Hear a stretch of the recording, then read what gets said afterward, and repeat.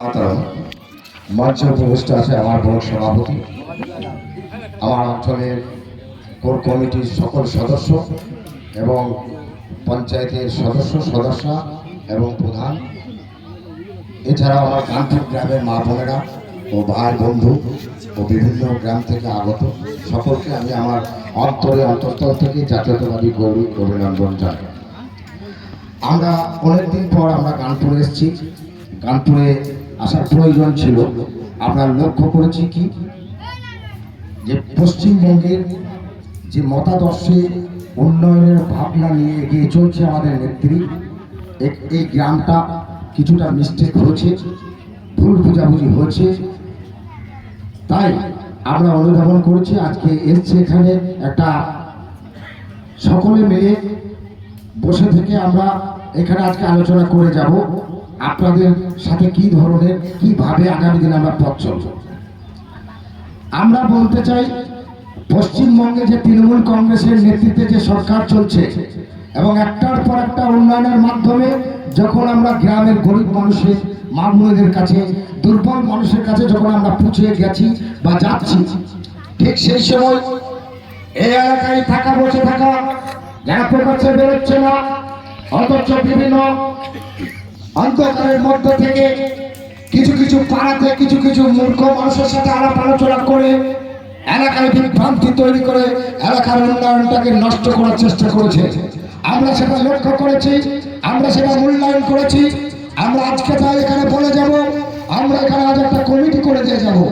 আমরা তাদেরকে বুঝিয়ে দিতে চাই, উন্নয়ন করতে গেলে তৃণমূল কংগ্রেসের ছাতার তলায় থাকতে হবে। শীত বর্ষা গ্রীষ্ম একটাই ভরসা, সেটা হচ্ছে তৃণমূল কংগ্রেস। আপনারা দেখেছেন এই গ্রামে অনেক 50 থেকে 60 বছরের বয়স্ক ব্যক্তি আছে, তাদেরকে জিজ্ঞাসা করবেন, তারা দেখেছে কংগ্রেসের রাজনীতি, তারা দেখেছে 34 বছর বামফ্রন্টের রাজনীতি, এবং তারা দেখেছে এই 15 বছরে মমতা ব্যানার্জির নেতৃত্বে তৃণমূল কংগ্রেসের রাজনীতি। হ্যাঁ, তাদের কাছে পরামর্শ নেবেন, জানবেন যে 72 সালে কংগ্রেসের কি কালচার ছিল আর এই 34 বছরে বামফ্রন্টের কি কালচার ছিল, আর এই 15 বছরে তৃণমূলের কি কালচার আছে। আমরা বলতে চাই, আমরা উন্নয়ন করতে চাই। আমাদের নেত্রী হিন্দু মুসলিম শিখ ইসাই খ্রিস্টান সকলের জন্য সুন্দরভাবে প্রকল্প তৈরি করেছে, যে প্রকল্পগুলো জন্ম থেকে মৃত্যু পর্যন্ত, বাচ্চা জন্ম নেওয়ার আগে পর্যন্ত, মাতৃযানের গাড়ি থেকে শুরু করে একবারে মৃত্যু পর্যন্ত আমাদের প্রকল্প করা আছে। যে প্রকল্পগুলোর মাধ্যমে এই 10 থেকে 15 বছর আমাদের সরকার চলছে, কুড়ুম পর্যায়ে আমাদের সিট সংখ্যা বৃদ্ধি পেয়েছে। এটা আপনাদের প্রথমে মূল্যায়ন করতে হবে। যদি এই সরকার সেই ধরনের করে চলতো, সিট সংখ্যাটা এতটা বাড়তো না। আমরা 2011 যে সংখ্যা পেয়েছিলাম, তারপরে যে সংখ্যা পেয়েছি, এবার সব থেকে তার থেকে বেশি পেয়েছি। মানে কি দাঁড়াচ্ছে, উন্নয়ন পশ্চিমবঙ্গে যথেষ্ট হয়েছে। আমরা লক্ষ্য করেছি কি, এখানে লোকসভা ভোটে আমরা ভেবেছিলাম যে কানপুর গ্রামকে বঞ্চিত করেছে, যেহেতু 21-এর নির্বাচনে গ্রামে মাইনাস ছিল, তাই আমরা প্রথমে কানপুর গ্রামে এই এমপি ভোটের আগে এমপি করে থেকে 60 লক্ষ টাকা প্রথম দিয়ে উন্নয়ন শুরু করেছিলাম। কিন্তু কানপুরের মানুষ, যাই হোক, সেটা তাদের বোঝানোর ক্ষেত্রে হোক বা আমাদের সাথে চলার পথে হোক, কোনো একটা ভুল বুঝাবুঝি হয়েছিল। আমরা তারপরে সময় দিয়েছিলাম এই 2 বছর পঞ্চায়েতি ব্যবস্থার মাধ্যমে গ্রামে গ্রামে যে উন্নয়ন চলছে, 27টা গ্রামে যে উন্নয়ন চলছে, সে উন্নয়ন এই গ্রাম থেকেও চলছে। এই গ্রামও সেই লাভবান হয়েছে। এই গ্রামের উপভোক্তারা সমস্ত সুযোগ সুবিধা পঞ্চায়েত থেকে পেয়েছে। আমি বলতে চাই, লোকসভা রেজাল্টের পর এই গ্রাম থেকে অনেক ফোন গিয়েছিল, দাদা আমাদের গ্রামে মাইনাস হয়েছে, এই ব্যাপার অনেকজনা ভয় দেখাচ্ছে। আমরা তাদেরকে কি বলেছিলাম?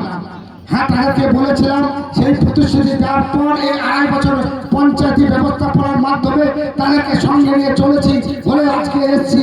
আজকে তাদেরকে নিয়ে আমরা পুরনো ইতিহাস সমস্ত কিছু ভুলে গিয়ে আজকে নতুন একটা এই গ্রামে কমিটি তৈরি করে দিয়ে যাব। আজকে এই কমিটির মাধ্যমে প্রত্যেকটা পাড়ায় উন্নয়নের কথা বলার জন্য, উন্নয়নটা ছিনিয়ে নেওয়ার জন্য কর্মী তৈরি থাকবে।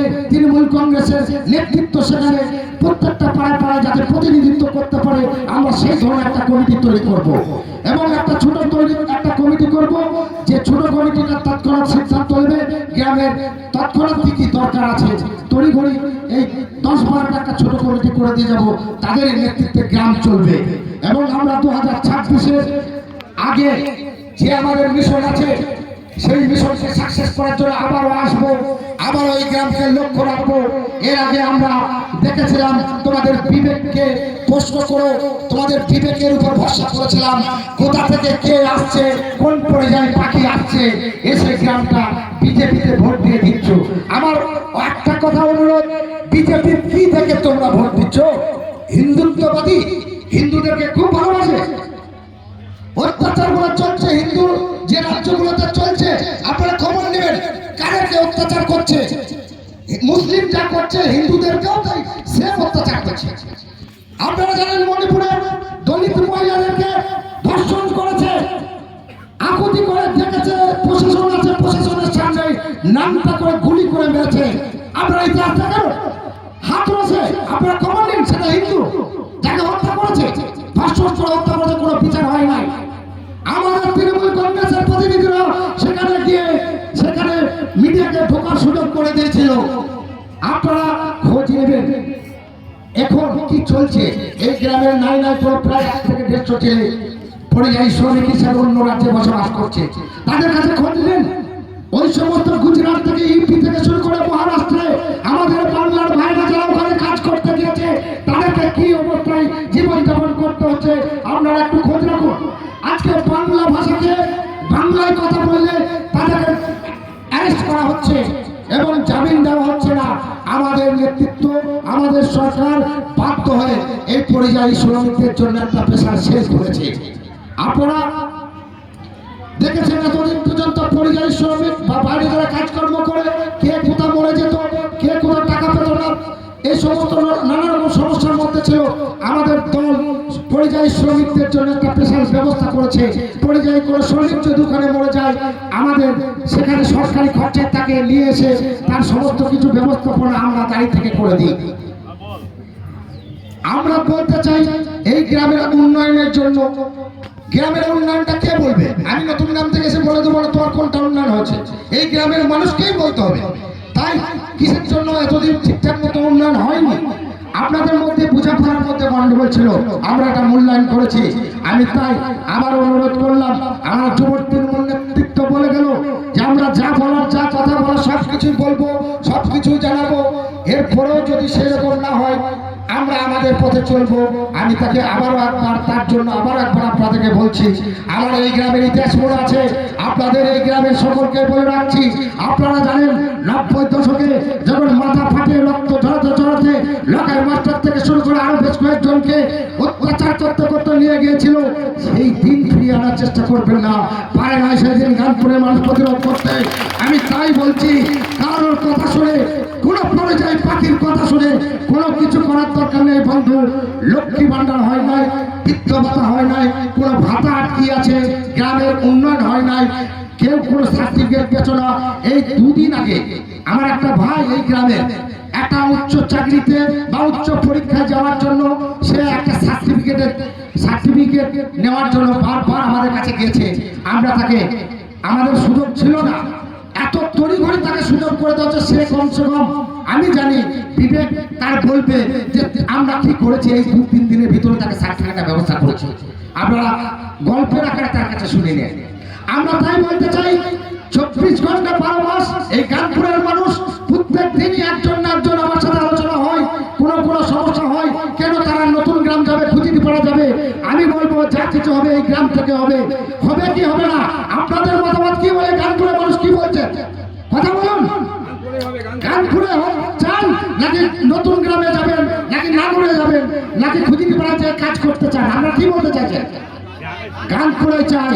তাই আজকে আমি ব্লক সভাপতির সামনে একটা কমিটি ঘোষণা করে দিয়ে যাব।